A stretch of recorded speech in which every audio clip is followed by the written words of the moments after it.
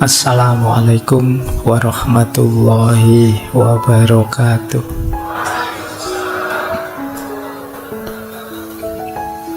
Bismillahirrahmanirrahim. Alhamdulillahi rabbil alamin. Wa bihi nasta'inu ala umuri dunya waddin. Allahumma sholli wa sallim wa barik ala habibina wa syafi'ina sayyidina wa maulana Muhammadin wa ala alihi wa ashabihi wa man tabi'ahum bi ihsanin ila yaumiddin. Amma ba'du. Bismillah. Mari kita nawaitu belajar. Kita lanjutkan lagi ngaji filsafat kita. Baik, negatif mindset ini ada yang bilang ada beberapa akarnya. Kenapa sih Pak orang kok bisa terus jadi negatif mindsetnya? Yang pertama biasanya karena pengalaman sebelumnya. Mungkin pengalaman pahit, pengalaman negatif yang membuat dia defense, membuat dia trauma. Sehingga pikirannya terus jadi serba negatif. Malah saya serius-serius, saya baik-baik, hasilnya juga negatif. Akhirnya terus dia pesimis dan putus asa. Ini pengalaman mempengaruhi pemahaman kita terhadap dunia. Kalau pengalaman itu negatif-negatif, cara pandang kita jadi negatif. Atau pengkondisian sosial budaya, mungkin tradisi atau masyarakatnya memang cenderung mindsetnya negatif melihat hidup ini, entah dengan cara yang seperti apa. Jadi mungkin lingkungan keluarga mengajarkan, mungkin sejak kecil banyak dikekang, banyak dilarang, banyak diancam, banyak ditakut-takuti, sehingga pikirannya jadi negatif. Stres yang kronis, stres kronis itu stres berkepanjangan, itu membuat orang putus asa, terus jadi negatif cara berpikirnya. Allah, saya sudah bertahun-tahun susah terus hidup saya. Mungkin memang garis hidup saya harus susah.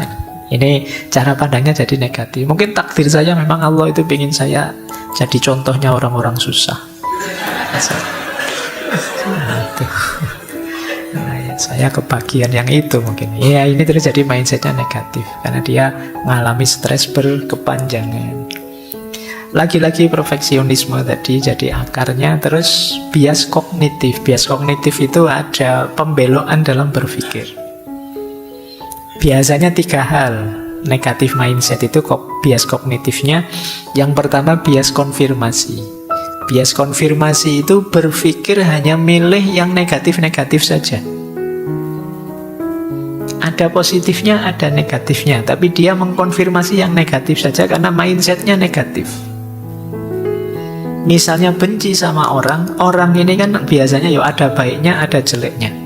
Tapi dia milih jeleknya saja atau milih baiknya saja. Ini namanya bias konfirmasi, mencocokkan dengan kacamatanya dia sebelumnya. Ini sering jadi negatif mindset itu, dia mau yang dia konfirmasi yang negatif terus, sehingga dia tambah negatif secara berpikirnya. Ada orang yang berpikirnya hitam putih, kalau tidak baik yang buruk. Karena sudah bias konfirmasi mikirnya hitam putih, ya akhirnya ketemunya hitam terus. Jadi mikirnya selalu ini baik, ini buruk. Tidak ada kok, ini sebenarnya baik sih tapi ada buruknya juga. Ini buruk sih tapi dikit-dikit ada baiknya juga. Nah, hidup itu biasanya begitu, tidak ada yang total perfect. Tapi kita sering lebih hitam putih atau generalisasi berlebihan. Kayak tadi, wah saya tidak lulus ujian ini, masa depan saya hancur ini. Ini berlebihan generalisasinya. Kalau cuma studi saya gagal bisa sih masuk akal, tapi kalau hidup mau hancur total, enggak lah. Itu namanya generalisasinya keterlaluan, berlebihan. Ini membuat kita negatif. Ini tips saja, trik saja mengembangkan positif mindset dan mengatasi negatif mindset. Gimana Pak caranya biar saya bisa lebih positif, terhindar dari pikiran yang negatif, mindset yang negatif? Yang pertama, mari fokus pada kelebihan dan capaian-capaian. Terus kita bersyukur. Ini akan membuat kita positif. Saya bilang tadi, tidak mungkin kalau hidup kita negatif semua, minus semua. Pasti ada plusnya. Pasti ada anugerahnya. Minimal kita masih sehat, seperti saya bilang tadi. Minimal kita masih bernafas. Minimal kita masih punya banyak teman. Dan lain sebagainya. Pasti ada. Tidak ada Pak, ya kamu kurang jeli. Mungkin kamu bias konfirmasi tadi. Kalau kamu mau lebih objektif, lebih luas melihatnya, pasti banyak kok yang bisa disyukuri. Sepahit apapun, segelap apapun hidup kita. Yang kedua, tantanglah pikiran-pikiran negatif. Menantang itu maksudnya coba kamu tantang. Apa sih seandainya itu beneran, terus efeknya apa? Itu menantang pikiran negatif. Kamu kok nggak bisa sepak bola ya misalnya, jadi kamu tadi insecure, temanmu pinter sepak bola semua. Kalau kamu tantang itu, seandainya memang saya nggak bisa sepak bola kan nggak apa-apa toh? Apa memang harus bisa? Ini namanya nantang. Kamu kok ngajinya belum lancar gitu? Ngaji belum lancar itu kan urusan keseriusan belajar. Kalau saya belajar serius kan besok insya Allah bisa kan? Ya bisa. Jadi tantang terus, jangan biarkan merajalela di kepalamu. Kamu sampai usia sekian kok belum punya pasangan? Tantang pikiran itu. Jadi apa pentingnya punya pasangan sekarang misalnya? Ya.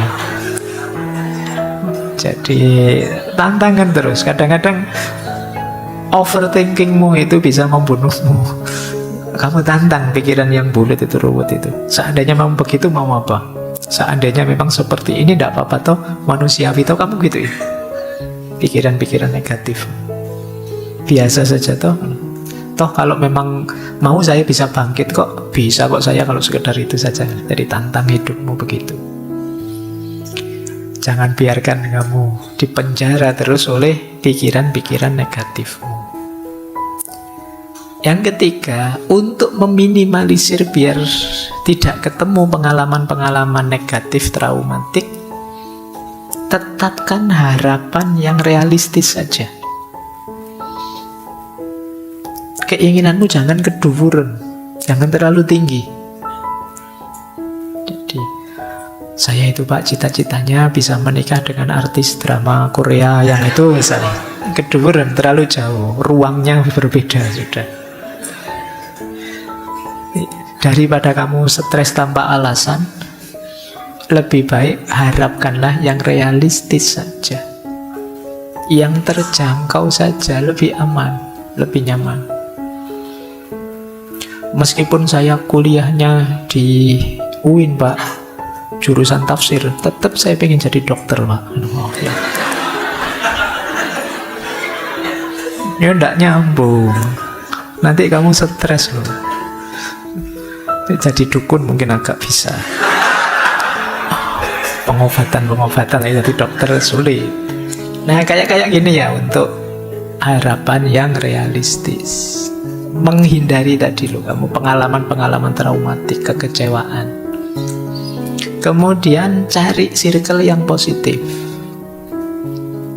Hati-hati dengan circle, kadang-kadang ya dia yang bikin takut-takut. Ayo, kamu ngalami itu, sebentar lagi mesti kamu tambah ngeri akhirnya.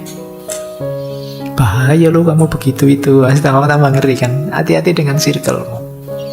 Kadang-kadang circlemu yang bikin sesuatu jadi tambah negatif. Maka cari circle yang positif. Kemudian bikin afirmasi self-talk yang positif. Jadi saya bisa kok, saya mampu kok. Kalau belajar mungkin tidak lama, 2-3 bulan pasti saya kuasai itu. Paling lama 1 semester saya pasti suka. Itu namanya self-talk positif. Kemarin-kemarin memang saya belum bisa, tapi pada saatnya saya bisa. Sebenarnya saya punya banyak bakat terpendam sih. Ya karena terpendam saja jadi belum kelihatan sekarang. Nah, yuk bikin self-talk yang positif tentang diri kita. Karena kadang-kadang musuh besar kita adalah diri kita sendiri. Karena yang tahu rahasia jelek-jelek sampai detail tentang diri kita kan diri kita. Makanya kadang-kadang yang memberi kalimat-kalimat pedes pada diri kita itu banyaknya diri kita sendiri. Mungkin teman-teman ada yang sering, bodoh banget aku ini, jelek banget aku ini. Mungkin ada yang sering begitu. Itu kalau temanmu yang bilang gitu kan sudah kamu lawan, kamu jotosi itu. Tapi karena kamu sendiri yang bilang padamu, tidak ada efeknya. Jadi ayo self-talk yang positif. Terus self-love, cintai dirimu.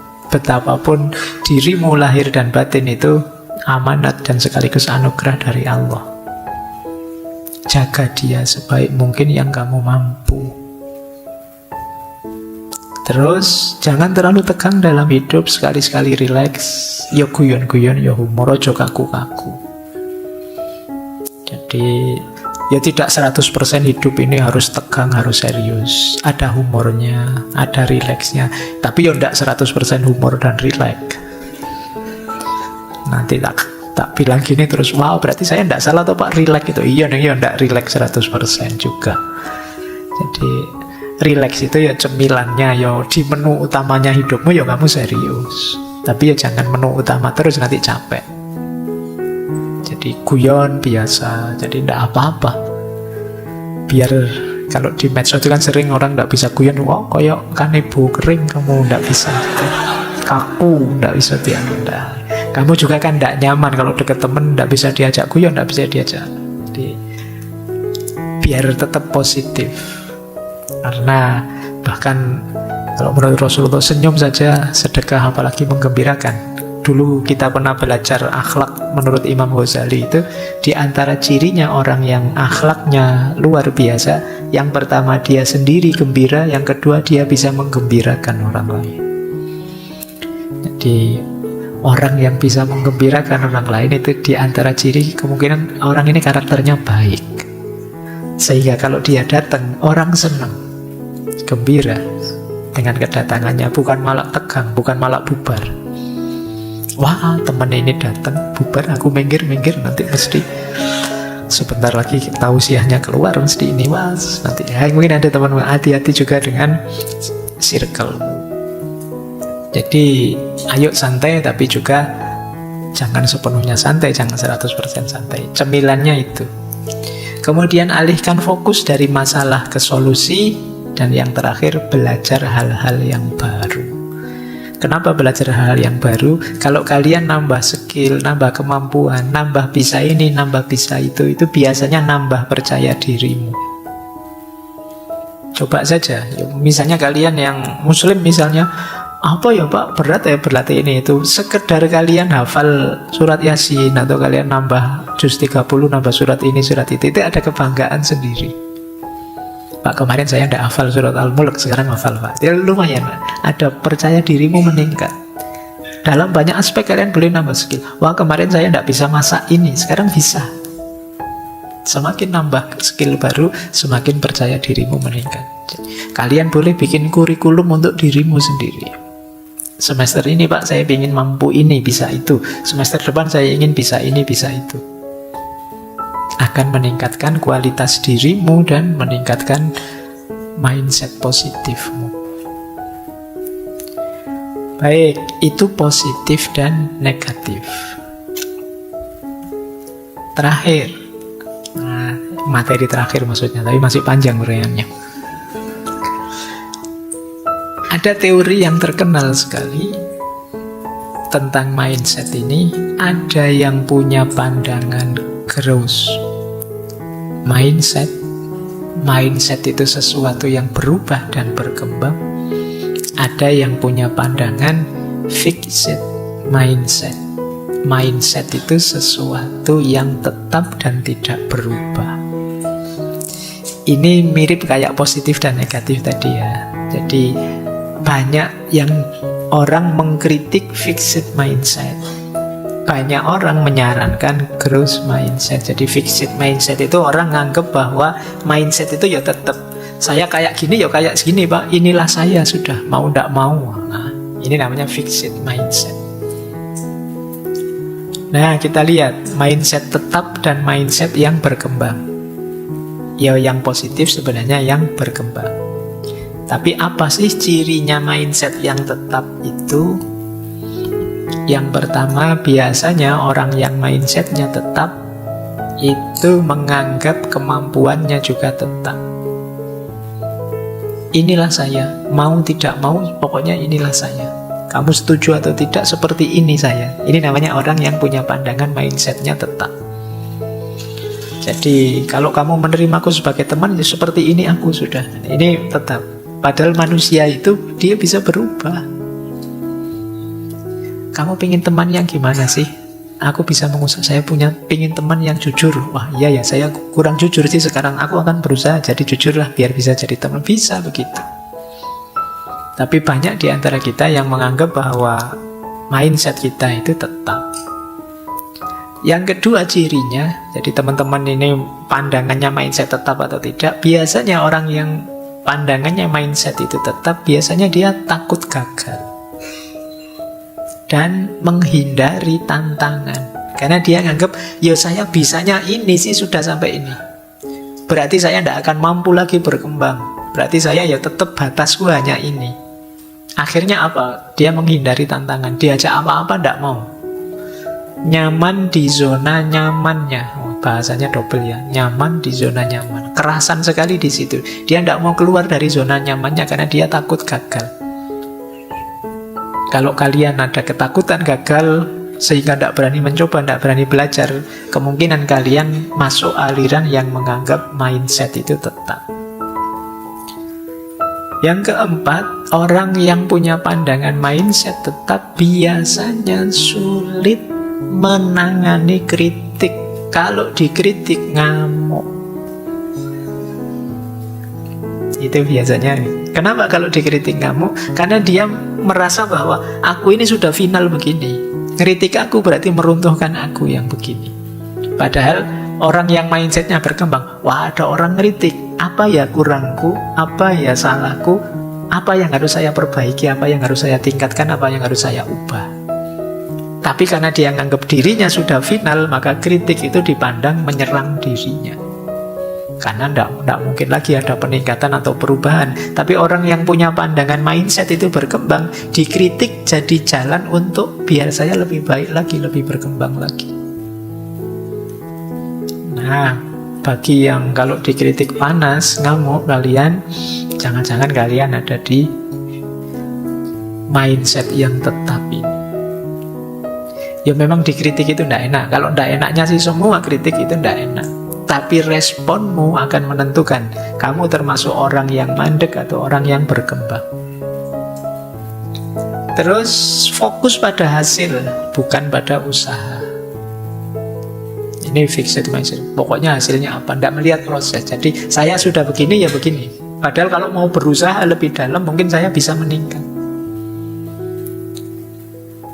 Menganggap potensi itu terbatas, bahwa manusia itu ya terbatas potensinya, padahal manusia itu termasuk makhluk yang bisa berkembang, bisa jadi apa saja, punya kemampuan daya adaptasi yang luar biasa.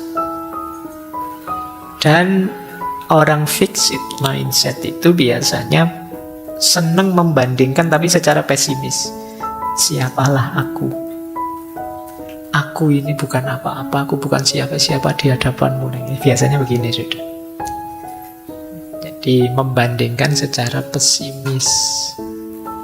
Karena dia menganggap dirinya sudah selesai. Baik. Akarnya apa? Mindset tetap ini secara umum ya. Yang pertama biasanya pola pendidikan waktu kecil. Kadang-kadang kan kita sering memuji berlebihan atau menghina, mencela berlebihan. Kamu pointer banget pokoknya, kamu goblok banget. Itu ketika ini sejak kecil polanya seperti ini ya, anak terus menginternalisasi pujian atau celaan itu sebagai pasti. Baik sebagai saya ternyata pinter dan titik di saya pinter itu, atau saya ternyata tidak pinter, saya bodoh dan titik di situ. Jadi lupa bahwa manusia itu naik turun berkembang. Jadi Apa ndak boleh Pak memuji? Kamu sangat pintar, ya boleh saja sih, tapi mungkin akan lebih produktif kalau kamu pintar tapi kamu bisa meningkat lebih tinggi lagi kalau mau belajar, kalau mau konsisten. Kamu kurang pintar sih, tapi pasti kamu bisa ngejar teman-temanmu kalau kamu tekun. Ini menurut saya kalimat yang lebih positif dibandingkan memberi harga mati pada mereka, yang membuat mereka mengidentifikasi diri dengan itu. Yang kedua, norma-norma budaya dan masyarakat. Tadi ya, kadang-kadang memang ada masyarakat yang lebih milih, wah bakat alamimu itu, wah kamu itu orang jenius. Jadi lebih juga melakukan klaim-klaim pasti. Kalau ini anak baik, oh kamu anak nakal, kamu gitu. Jadi itu sehingga akhirnya orang terus menginternalisasi itu sebagai dirinya. Kata masyarakatku, aku itu nakal kok, ya berarti ya melakukan ini ya wajar saja, wong saya anak nakal kok. Itu yang terjadi. Terus pengalaman awal kegagalan atau keberhasilan itu sering membuat orang merasa final sudah. Begitu gagal menganggap dirinya ya itulah batasnya, begitu sukses menganggap ya itulah batasku. Ini juga membuat orang mindsetnya mandek. Dan akar mindset yang tetap yaitu keyakinan pribadi dan bias kognitif. Ini seperti tadi ya, cara berpikir yang keliru. Lanjut. Ciri-ciri mindset yang berkembang, growth mindset. Ada beberapa ciri ya. Ini saya baca cepat karena waktunya. Insya Allah teman-teman sudah paham yang dimaksudnya. Yang pertama, yakin bahwa kita ini berkembang. Bisa kok kalau kita ingin meningkat terus-menerus. Ini berarti kita ada growth mindset. Yakin saya belum final Pak yang seperti ini Pak. Saya bisa meningkat lagi, lebih baik lagi, lebih baik lagi. Yang kedua, siap menerima tantangan. Iya Pak, saya siap belajar Pak. Saya siap menghadapi ini Pak. Saya siap menghadapi itu Pak. Ada masalah, ayo Pak, biar saya lebih mampu lagi, lebih bisa lagi. Ini berarti kalian punya pola growth mindset. Kemudian gigih, tekun. Jadi ada masalah dianggap bukan hambatan tapi tantangan untuk meningkatkan kualitas diri. Terus belajar dari kritik. Kalau ada kritik terus introspeksi. Jadi tidak defense, tidak marah-marah, tidak ngamuk. Belajar untuk berkembang. Oh, ada orang kritik saya, berarti saya masih ada jeleknya, masih ada kurangnya. Saatnya belajar untuk berkembang. Fokus pada proses. Ini orang growth mindset, bukan pada hasil. Saya akan mengupayakan semaksimal yang saya mampu. Selalu begitu. Tercapai sih, ya, tapi masih bisa lebih lagi. Pasti masih bisa lebih maksimal lagi. Tidak tercapai sih, tetap saya akan ikhtiar untuk mencapai. Ini namanya growth mindset. Kalau gagal, kegagalan adalah peluang untuk bangkit lagi. Jadi, tidak masalah. Melakukan apapun ya memang alternatifnya dua. Kalau tidak sukses ya gagal. Sukses alhamdulillah, gagal bangkit lagi. Itu saja, mikirnya tidak terlalu rumit. Kemudian mampu beradaptasi dan terbuka terhadap perubahan. Ini growth mindset. Jadi tidak anti perubahan, tidak anti hal yang baru. Karena kita sendiri akan selalu baru. Kita sendiri akan berkembang terus menerus. Inilah growth mindset. Caranya bagaimana mengembangkan growth mindset ini? Saya agak cepat ya, ini mirip-mirip sebenarnya. Menerima tantangan, mengubah self-talk tadi secara positif, ikhtiar dimaksimalkan, proses. Terus gagal adalah kesempatan untuk belajar dan bangkit lagi.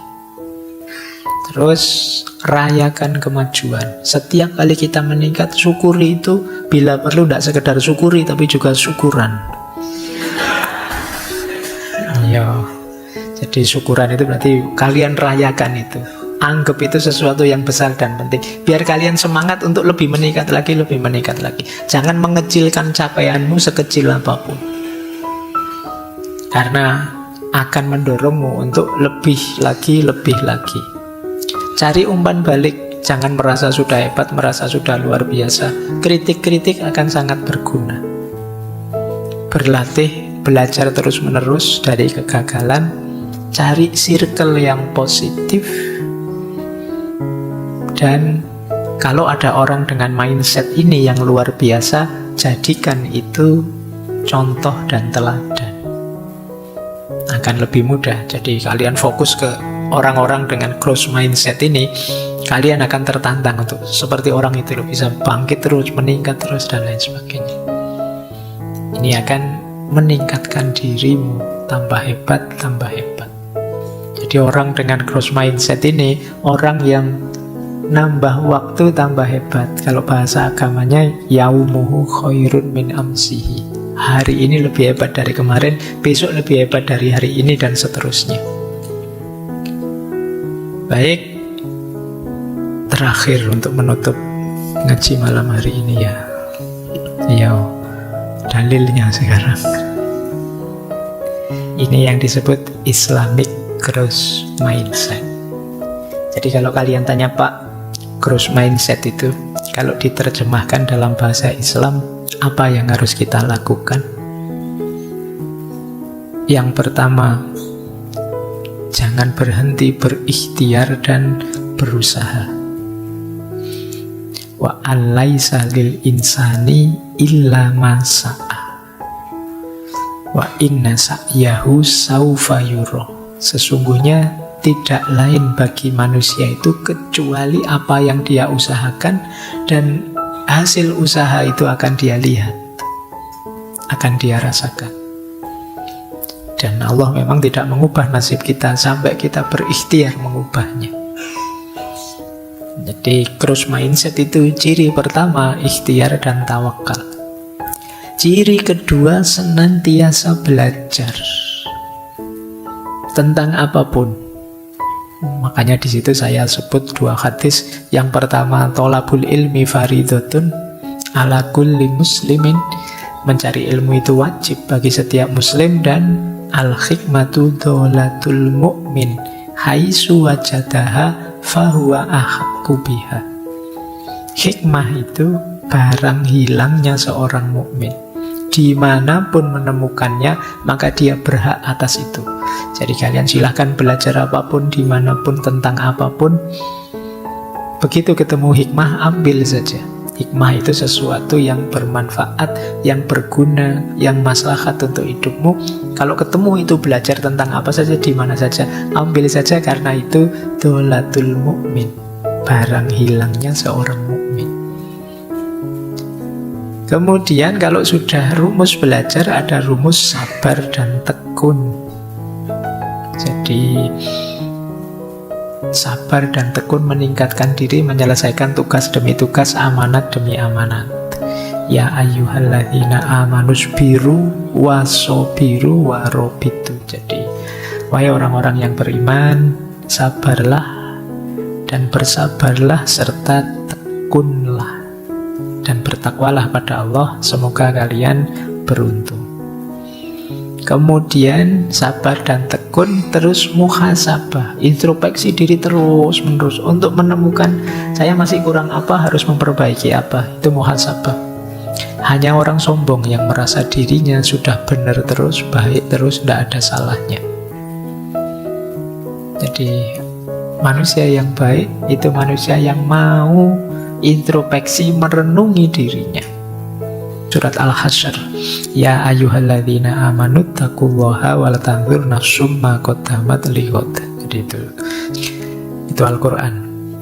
Wahai orang-orang yang beriman, bertakwalah pada Allah dan tengoklah dirimu apa yang engkau siapkan untuk besok di masa depanmu. Jadi muhasabah, saya sudah menyiapkan apa untuk masa depan? Kurang saya apa? Saya punya kelebihan apa? Apa yang harus saya lakukan? Apa yang harus saya tingkatkan? Dan yang terakhir, optimis. Jangan putus asa, jangan menyerah. Wala tai'asu min rauhillah innahu la yai'asu min rauhillahi illal qaumul kafirun. Jangan putus asa dari rahmatnya Allah, karena tidak berputus asa dari rahmatnya Allah kecuali orang-orang yang kufur. Kenapa orang yang putus asa disebut kufur? Karena orang yang putus asa lupa adanya Allah. Kalau kita senantiasa sadar bahwa Allah ada dan Allah hadir, pasti kita tidak putus asa. Apa sih yang tidak mungkin bagi Allah? Tapi begitu kita putus asa, pasti di situ kita sedang melupakan Allah, mengingkari ada dan hadirnya Allah. Makanya disebut tidak termasuk orang yang putus asa itu termasuk illal qaumul kafirun. Hanya orang-orang yang kufur, orang-orang yang kafir. Jadi hati-hati dengan mental putus asa dan menyerah. Kenapa? Kalau dalam agama disebut kufur, tapi ya dalam hidup sehari-hari menunjukkan kita mandek, berhenti, tidak berkembang lagi. Padahal ada Allah sih, apa yang tidak mungkin bagi Allah? Baik, saya kira itu ya. Mulai pelan-pelan menata mindset kita, karena nasib kita, keuntungan hidup dan kerugiannya ditentukan antara lain oleh cara berpikir, cara kita merespon menanggapi hidup ini, oleh mindset kita. Oke, saya kira itu. Saya akhiri sekian, kurang lebihnya mohon maaf. Wallahul muwaffiq, wallahu a'lamu bissawab. Wassalamualaikum warahmatullahi wabarakatuh.